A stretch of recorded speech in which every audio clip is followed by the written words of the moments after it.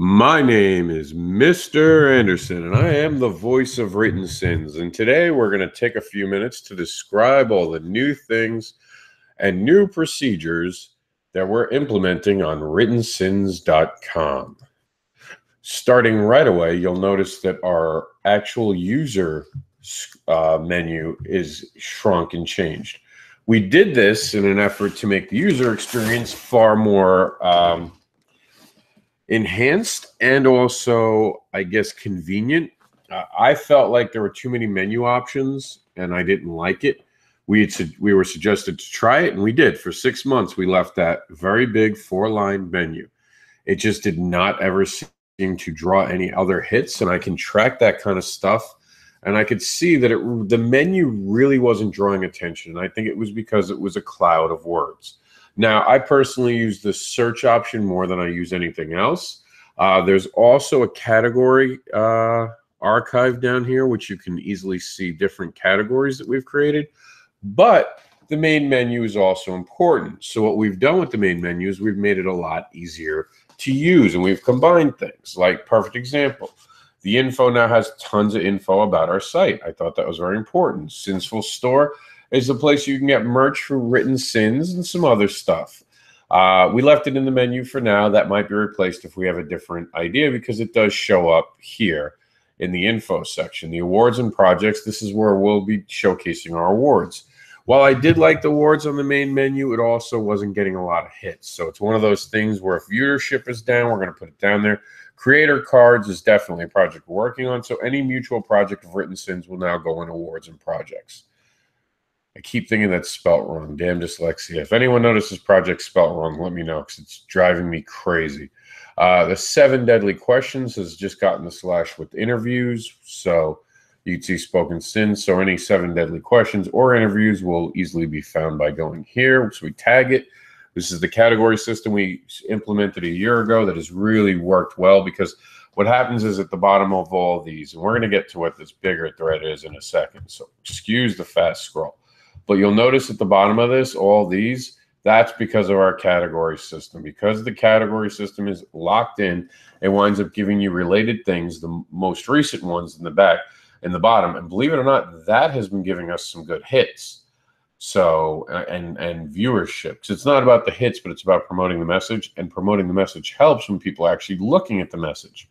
So while hits help me see what people are doing. Hi, Roger. What's going on, Roger? Roger's joining us in the comments section of Facebook. I don't know how to actually comment back to you today, because it's a whole new screen. I don't want to press the wrong button and get disconnected. But hi, Roger.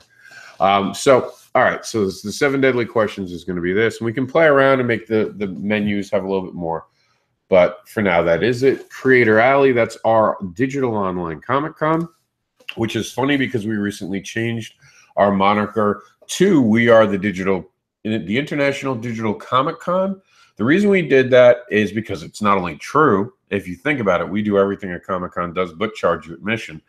And if you guys want to pay admission, I have no problem with that. Buy a T-shirt. There you go. You paid admission.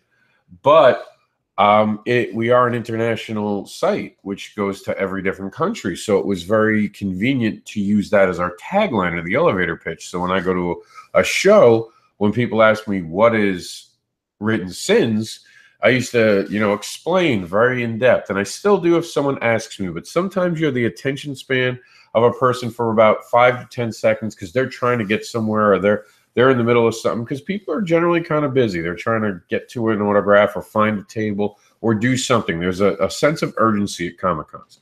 So if you want to talk to someone, you better be right, a way to go for it. And you can see the Comic-Con thing in the background, which we will talk about in a minute. But that's why we came up with that, and that's why we're saying we are the International Digital Comic-Con. And speaking of the International Digital Comic-Con, we will be changing these tiles up here this month.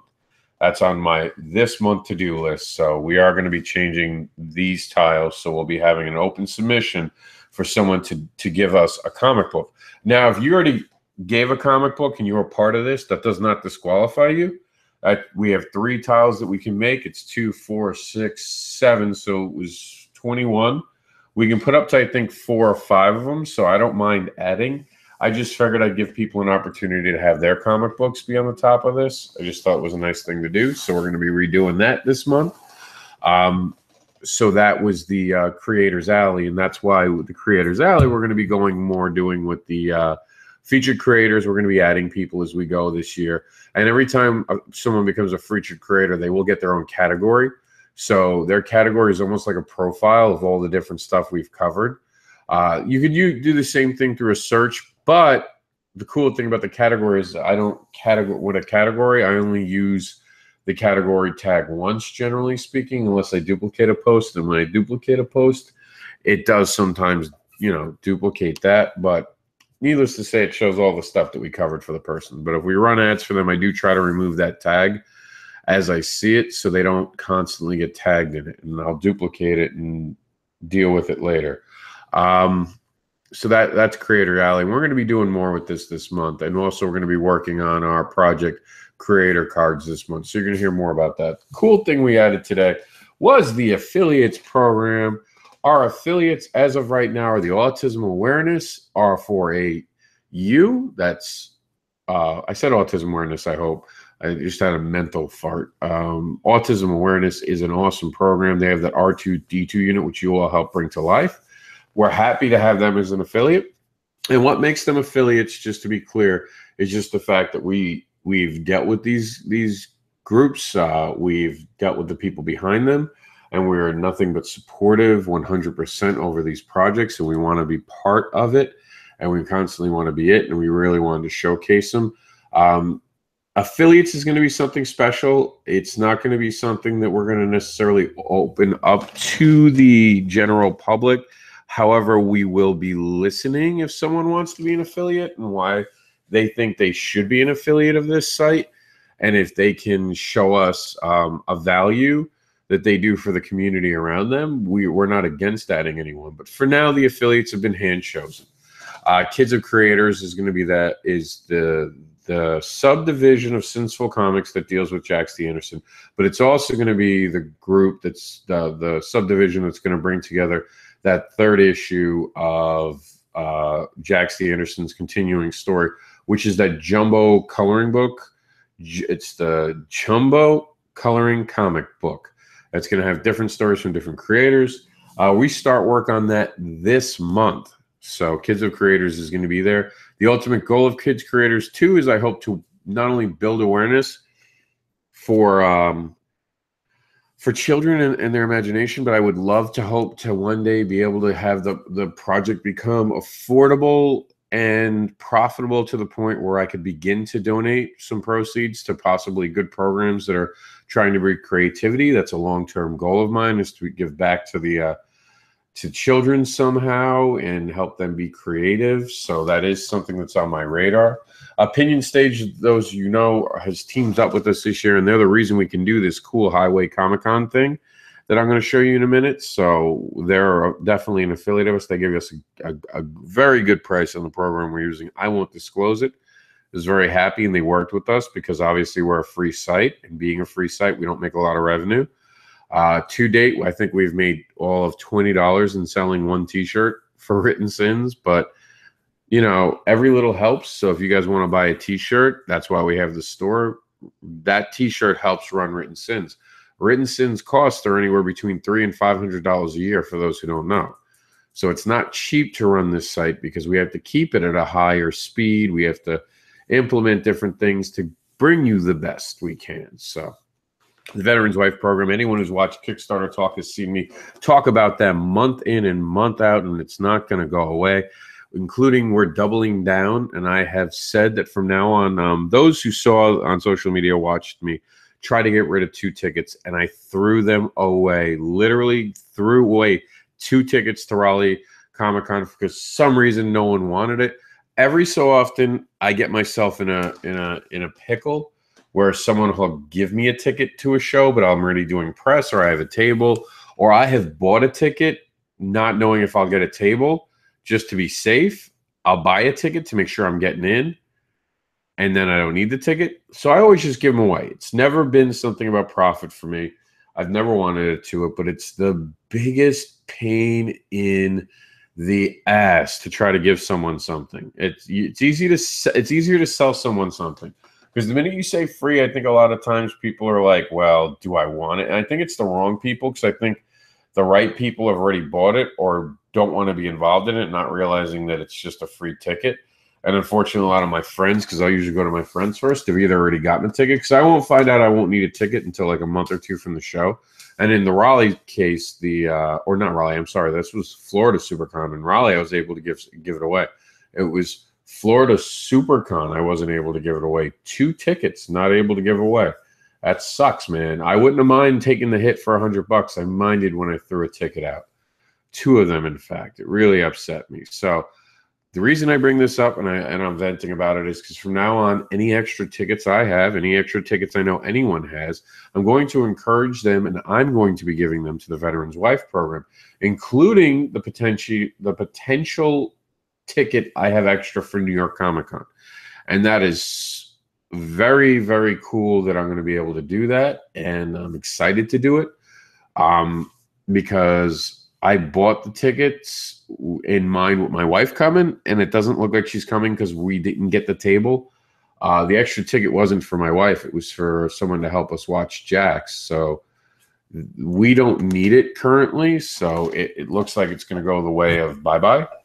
And instead of it just going to waste and me trying to track down someone, I should be donating it. And that's a 4-day. I know there are no 4 days. So literally, I'll be probably giving away 4 tickets, 1 for each day.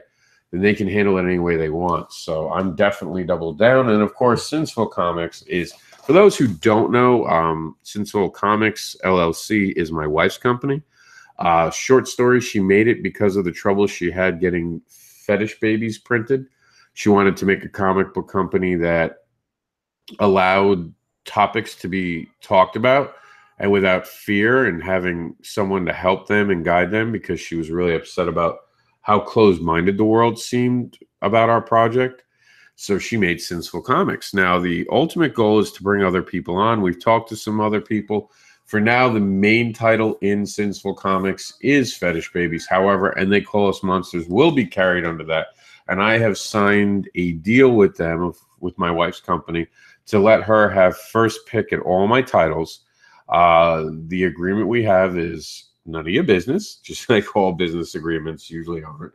But basically, it's all dependent on the project being profitable, and everyone who knows about that knows it takes a while for indie comics to actually become profitable. But I want to support my wife because I believe in her ambition for making the company. So, of course, she gets first crack at all my titles. Even Jax the Anderson falls under the Sinsville Comics, but it's going under a different avenue of Sinful Comics. It's going the opposite way, where it'll be a different subdivision of it, and that's Kids of Creators, which is right above it. But that is that story for right now. I could talk to you more about that and all the things in between it if you guys want in another video, but for now, we're just going to keep moving on. Comic books has been expanded a little bit to put the comic book publishers, which never seem to get any traction. I don't know why. The free comics get hit every so often, so I am happy with that. So I am going to continue to give free comic books as often as we get them. Kickstarters, of course, is something that's exciting that we want to be part of. And because we want to be part of them, we definitely, we do the program once a week. We do everything we can to showcase what's going on with indie comics and the Kickstarters. So, I mean, I hope you guys come along with us on those weekly trips. We're going to be adding the Kickstarter Hall of Fame in here, which is really cool. So that's coming. The reviews, this was a hard one. I almost got rid of this as a menu option. I didn't get rid of it solely based on the fact that I do know people come to our site and read the reviews. I just wasn't sure if they were using this tab to do the reviews, because it seemed like they would read the newest reviews, and I think they were reading it from other people. However, with a more toned down thing, and if you notice, it's a lot more put together, where it's like Sinsville Comics, our stuff up here, the interviews, which is a big thing. It's noticeable. The Creators Alley is right near the interviews. The affiliates are on the side. Like, all this was done very much on purpose. So I hope it's a better user ability. That's my hope anyway. We'll see what happens with it, but I think that it could be a good thing. Sorry, just answering a question. So then we have WSN News, which is just things that break. We used to have it as pop culture news too, and I really hated pop culture being on the menu. It's there now in pop culture and entertainment news, breaking sinful news, indie comic news, Marvel news. We should put DC Comics news. We should put like probably when wrestling talk was something I was exciting to cover, but no one seemed to like it. We might re-add it. I like doing it. I like watching the videos. I still watch the videos. I still support the channel. Just we didn't get a lot of traction there. So I don't know. We'll talk about that in a few weeks. Sinful Videos is, of course, the Written Sins YouTube channel, the Kickstarter talk program we do. Last Rights has gotten its last rights. That'll probably wind up being removed and replaced. We're gonna start, and this might in the next coming weeks. We're gonna be doing something with the highway to Comic Cons, which we're gonna talk about in a minute. But that one's going away. Spoken Sins, of course, isn't going anywhere. 60 Seconds of Sin we do every so often. Wrestling talk. Once again, we're gonna have to look at that. What's in the Box? We're gonna be doing more of. And Last Week in Sins will be returning this fall. It'll be returning. I'm not going to do it anytime in August, but in September and October, expect it to come. And what's cool about it is by giving it a few weeks, we'll be now looking at things from weeks ago. So it's not piling on anymore like it was. I might start at late August. I don't think so. It'll be a Sunday night program. And because we don't have to wait for the week to end, it can be a Sunday night program from now on. It'll be what we do Sunday night. Now, film it probably during the week and launch it at Sunday night. Maybe launch it Sunday night. I don't know. Depends. I seem to be getting a lot more viewers on Sunday than I expected. So I can see people popping in and out. CosView has been replaced by Cosplay. CosView is our way of talking about seeing someone. We've CosViewed a person, or CosViewed also meant interviewing a person. However, it was something that never really took right, and as clever as it was, sometimes you can't be clever when you're trying to do something to promote people. So we're just going to go back down to calling it cosplay and move on.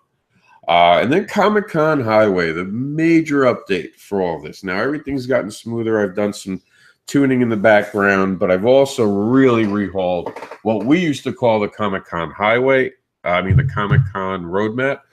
We got rid of Roadmap. It just didn't roll off the tongue right. It was an experimental program that we're now expanding to be a permanent, all year long program. It's not going away. We've put hours upon hours into redeveloping the graphics behind it and the tagging system. So it's a lot different now. It's going to move a lot more smoothly. As you guys can see, we've broken into different con sections. And the highway itself now has the Florida exit, the Midwest exit, the Northeast exit, the South exits, the West exits, and the Written Sins exits. Okay, so we've lessened the amount of exits because there was, I believe, 2 more exits that we've now gotten rid of and condensed it to make it easier for you guys to follow. We're also doing things that I'll show you as we go, and then we're going to do that. But that's going to be another video in itself. So I'm going to jump off right now on YouTube, and then I'm going to come back on just to talk about the Comic-Con roadmaps because it has been enhanced enough that it's worth talking about it separately. So those were the site updates that were basic. Really cool news. We have the 4 videos now. Kickstarter Talk gets a permanent home. Comic-Con Highway Stops is going to be our new weekly program. And we have a featured video and our latest reviews. So when we review something, it gets a spot. Our featured video will be what's the newest video. And Comic-Con Highway Stops is our weekly show. And Kickstarter Talk is our weekly show. So those are pretty cool things. And one last thing on this, and then I'm going to bounce off, and I'll see everyone back here in about 5 minutes to talk about the actual the roadmap change to the highway. But I'm just announcing now that we now have 18,521 subscribers. That's right. We're getting close to our goal of 20,000 subscribers by New York Comic Con. We only need 1,500 more, and I think we're going to get there. But, all right, I'm out. I will see you guys back in like 10 minutes, and I'll talk to you later.